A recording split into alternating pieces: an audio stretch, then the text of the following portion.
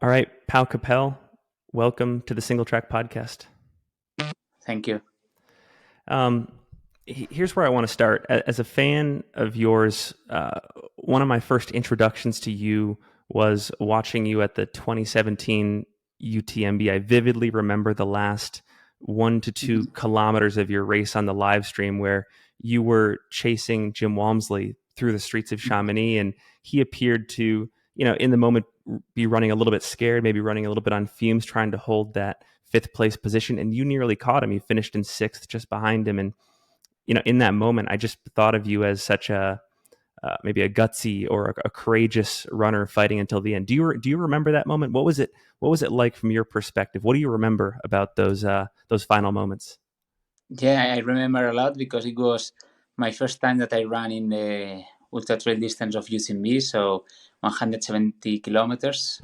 It was new for me, but I was really excited to run the race, and that's why I was pushing to the finish line. The last climb, I was with Dylan Bowman, so I was with him. We were fighting there, and I say, okay, I have to risk a little bit, and I take the risk.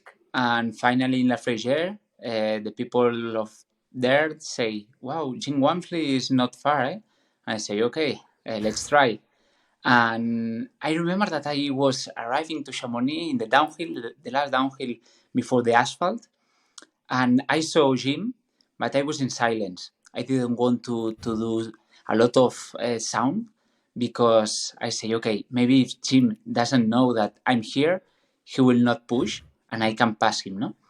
But then the problem was the people. The people, when the people saw me, start to say, let's go, Pau. And then Jim do this with the head behind and say, oh, Pau is here. And start to run so fast and I couldn't catch him. But the finish line was really funny because I remember that Jim finished looking all the time around him and behind him. So it was, I don't know, maybe 1 minute in front of me, and it was a good finish.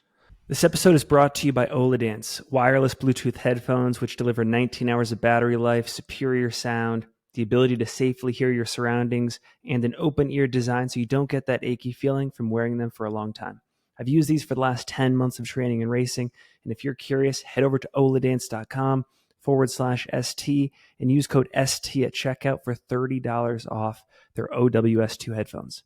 Also, thanks to Pillar Performance. Pillar, spelled Pillar, is a sports micronutrition company that I was introduced to after having Sam Parsons from Tin Man Elite on the show a while back.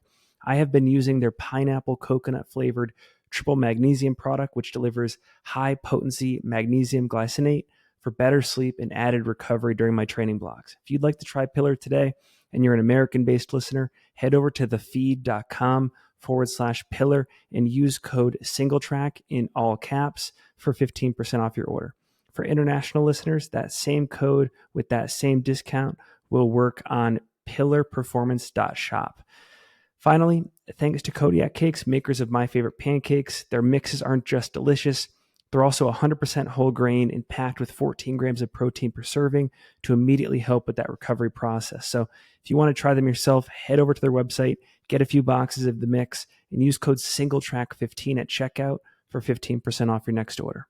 Awesome. Love the perspective. And yeah, it just felt like ultra running, racing at its absolute finest. And it's just a vivid memory for me. One other question I want to ask you before we get into this year's UTMB, another thing that I find fascinating about you is how seriously you approach the sport. You're very professional. You work very hard at it. You appear to be completely dedicated. And back in 2020, I recall you saying that you train about 4 to 6 hours a day. That maybe amounts to about 30 to 40 hours a week. And maybe it isn't all running, but you did say you were sometimes running anywhere between 200 and 300 kilometers per week. I'm wondering, are you still training at that level? Has anything changed? And if so, why? So when I trained, I remember that my hardest train, it was in 2019, more or less, 30 hours per week. Most of these 30 hours was running, so it was a lot. I was younger also, so it was better for the recovery. It was easier. And today, maybe I'm not running so much. Maybe the harder the hardest week that I have run is 250, more or less 200 kilometers. But then I do a lot of cross training with cycling, in winter with the ski mountaineering, also in the gym I do stretching there. So yeah, I have a good global training, and yeah, during the week I do 30 hours, but yeah, you have to plus the cycling, you have to plus the running, and also other part of this sport that the people doesn't know is the physio, is the nutrition, is the mental health, is have time for your family. All of this is really, really important, because if not, then when you are really good in this sport, everything is good. All the people says a good things of you. All the people encourage you to run, give you hugs in all the world. But then one day will arrive and you will lost, and you will be injured, and you will be without motivation maybe, and then the people disappear, and the people that is there is your family, and you have to be really conscient about it. And yeah, I have to train, I have to, it's my job, I have to do hours here, but then when I finish the training, it's the same, I have to do some hours in the other part. And yeah, it's important, it's like a job. I think during this, and there's a lot I want to ask you about there, but one thing I remember, again, this is just from interviews you did back in that 2020, 2021 timeframe. You mentioned heading over to Kenya. Maybe it was E10 Kenya, and you did some training with the Kenyans. I found this fascinating because I think at the same time, Tom Evans had done something similar. And Mhm. I'm curious, how did that opportunity come about? What was the experience like? What did you learn about that running culture, and what did you learn about yourself in the process? So I decided to go in Iten, in Kenya, because when I won the UTMB, I knew that I had to be faster. If I wanted to run faster in the Ultra Trail de Mont Blanc and do the breaking 20, I had to learn how run better, because I'm trail runner. I'm not a really athletic. So that's why I wanted to go in Iten, run with the people that run really well, run really fast, and yeah, and try to learn uh, only the athletic position and how they do the farlegs, how they do the routine of the day. And but yeah, I learned more than this. I learned obviously how they train. This it's normal because I was with them. But then I learned that if you want to be the best, you have to work with the best runners. So it's not important do 30 hours per day, per week, sorry, or 5 hours per day. It's important do these 5 hours or 30 hours with the best Yeah. runners around you, and then you can learn more. And they don't have anything. They are pure. They train, they eat, they are in the middle of the grass resting. Uh, they don't have more, but they are really happy doing this sport. And they train together because they know that one day in one marathon, maybe in London, maybe in Barcelona, maybe in Berlin, one day some of them, one of them will win the race. They don't know who, but one of them will win the race. And then this guy will come back to Iten, will give money to these people to help the life, and the next race, other athlete will win. And he will come back, he will give money for the people. And this is a circle, constant circle. And we are rich and we don't have this mind. And that was my best experience there. Yeah. Is that something that you have tried to keep, or tried to continue to do in the last couple of years, is have these really high level training partners around you? Talk about that. Yeah. I tried because for me it's important have this motivation. They are really motivated because when they are tired, the colleague is not tired and can push. And if you are tired but your colleague is Yeah. pushing, you push with him. And I try it here in Andorra. In Andorra, I live in Andorra, and here a lot of cyclists, professional cyclists, live here. Triathlon, for example, Jan Frodeno is living here, but Yeah. not trail runners. And try to train with them in the cycling, for example. I try to go with them, and I can do a good trainings, but not in trail running. So this is a point that I have to improve in Andorra if I want to do the same level of Kenyan athletes. In 2019, you registered one of the greatest performances ever at UTMB. You led the race wire to wire in your win. In the years since, there have been some struggles. You went for that personal project to break 20 hours. I think you finished in about 21:17. You did have a DNF here in 2022. Given the variety or the difference of results here, do you believe in 2023? Do you believe more in the version of yourself that won and set that course record in 2019, or the version of yourself that has just dealt with more struggles in the past 2 to 3 years? Like which version of Pau are we talking with today? I'm older, so maybe I have more strategy position today than 2019. That's true. In 2019, I was younger and I had problems in my life. I lived with my parents. I had money like normal for live. I could train always. I had the dinner and the lunch in the table, so the life was very easy. After that, I started to move my life, and today I'm older, so I think that the vision is changing. But I think that this year, for me, is the best year if I compare Yeah. with the last 3 years. Uh, I have, I think that the season has been really well. Some races that I finished all the races in the top five in the ultra trail races, so not in the same than 2018 that I won everything. But yeah, I think that this year Yeah. I'm more complete, and I will try the breaking 20 if finally the race is the normal road, because I'm not sure if will be. But if it's the normal road, I will try the breaking 20. I will be around, but I don't know what will happen. You know that these kind of races are so long, and you have to do all the things really perfect, not only the run. So the nutrition, your mental health, your family, everything has to be in the position. So we will see, but I feel better. You say you're older, but you look great. Do you really, do you feel older? What are you, 31 years old?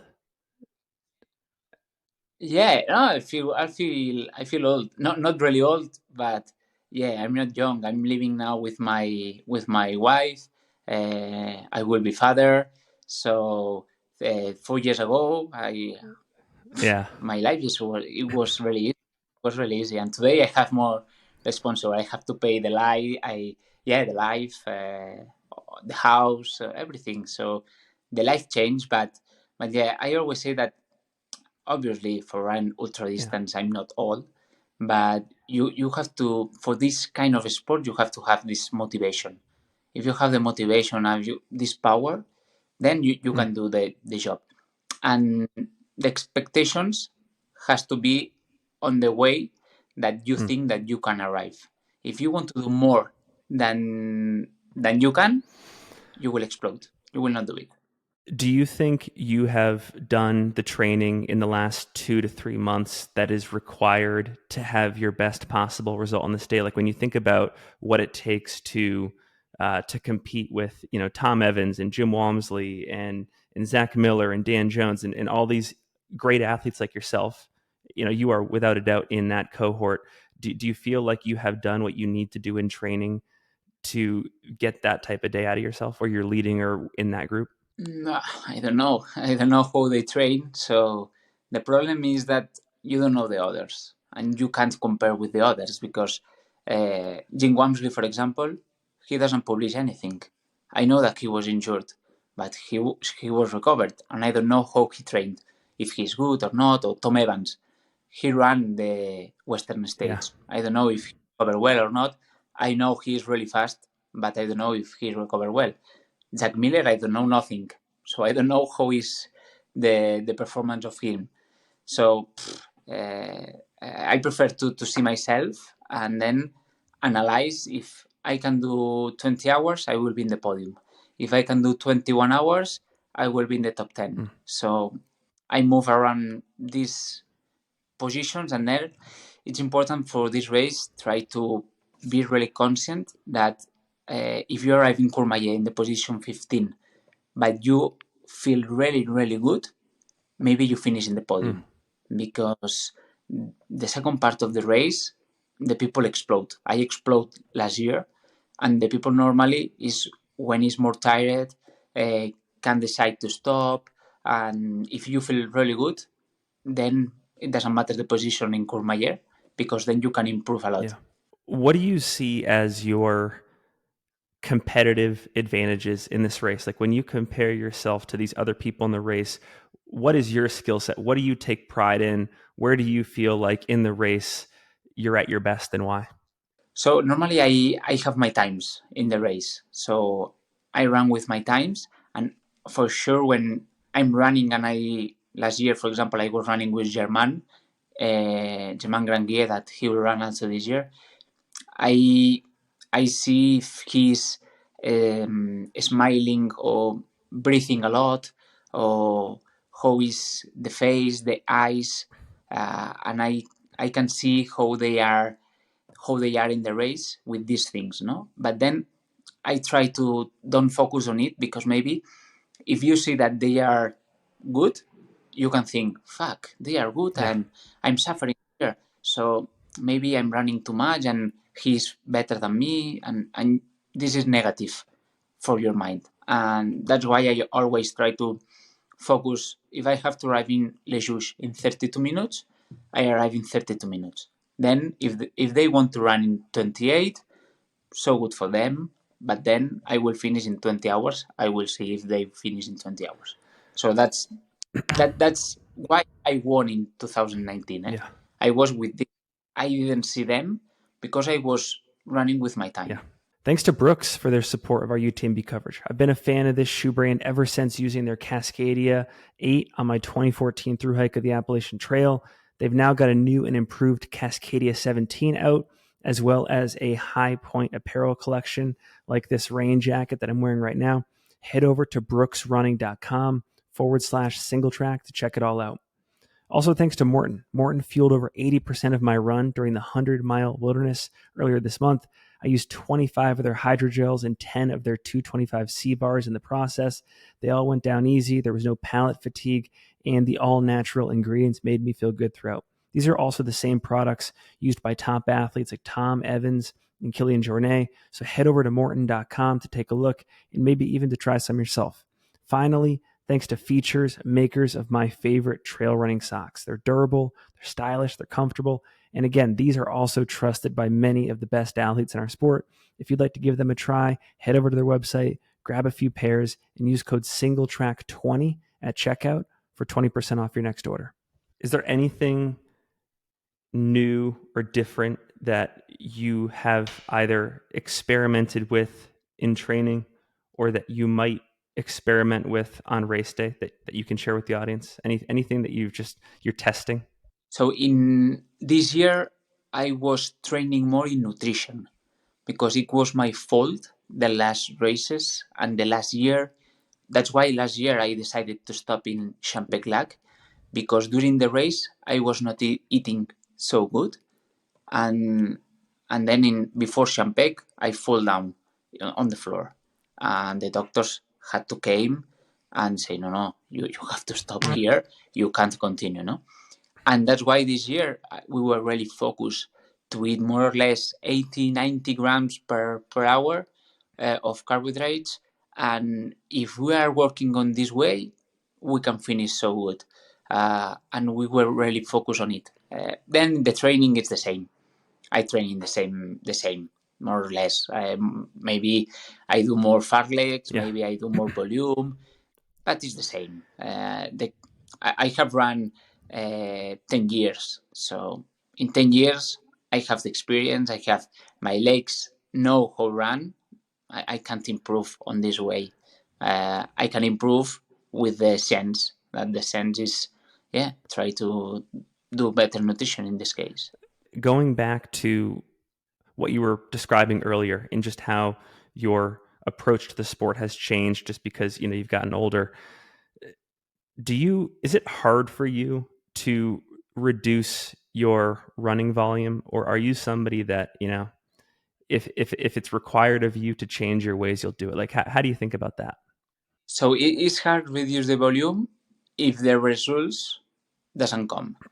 If you reduce the volume and then the results are not good, you start to think that if it's good or not, this training, you are not confident with your coach, and the doubts appears. If you reduce the volume, you do more cycling, for example, and then you finish well in the races, and you have a good positions and you feel good, then it's better because you are healthy. You are more healthy because you don't have pain in your legs. You can rest a little bit more with the impact, or maybe you have more time to go to the cinema, and that's so nice. And my girlfriend is more happy. So this is very helpful also, no? So that's the change, no? That maybe years ago I trained too much. Maybe not a specific training. Maybe I had 5 hours for train. I went 5 hours in the mountain. And today maybe I say, okay, I have five hours. I do 3 hours running, 1 hour cycling, and maybe I call the physio, and he will do 1 hour with specific therapy. No, so that's why I say that I'm older, because maybe I have more Yeah. experience. I was listening to that interview that you did with Dylan Bowman. Maybe it was a year ago, 2 years ago, and you tell him the story during 2019, where at various points along the course, you have your cell phone out, and Yeah, you've dedicated each portion of the race to someone who you care about. So, maybe your parents, your partner, friends, colleague, which I think a lot of people thought was very cool. Is that something that you might do again in 2023? I have something. I have something. Not with the calls, because now I'm using a small Yeah. phone, and it's really complicated to use when I'm running. In 2019, I used the iPhone, the big one, so it was easier. But I have something. I have something this year prepared for the checkpoints and for the people that will come with me in the race. So yeah, I can't say, because if not, they will know. But pay attention there, because something will come, and yeah, it will be funny. I try to do this not only for me, because for sure for me it's really helpful. When I'm running, I'm thinking, oh, I have to arrive here because here I have my goal. Is this goal, or is this message that I want to give to my wife, or something like this, no? But then the other part is for them, because they can see a yeah, a guy that is coming really tired, with the face that my face when I'm tired, I'm really tired. So, and they think, oh, this guy is thinking to give me one letter or give me one message or something like this, no? So that's really nice. It's like a game. So I want to finish this game. Pau, it's been a pleasure to have you on the show. We really appreciate your time. We'll make sure to link to all of your social media in the show notes of this episode. Is there any final thoughts that you want to leave listeners with, viewers with, before we go? So maybe one sentence, the sentence of my life, that is, fight for your dreams and love the people that is coming with you in your dreams. That's really important. It's really egoist, this sport. We think always in the goals, in the victory, in have the trophy, the podium. This is really egoist.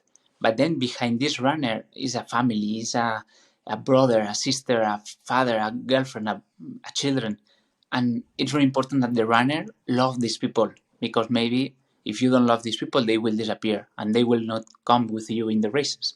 And when they come, we are really happy, no? So we have to take care of them.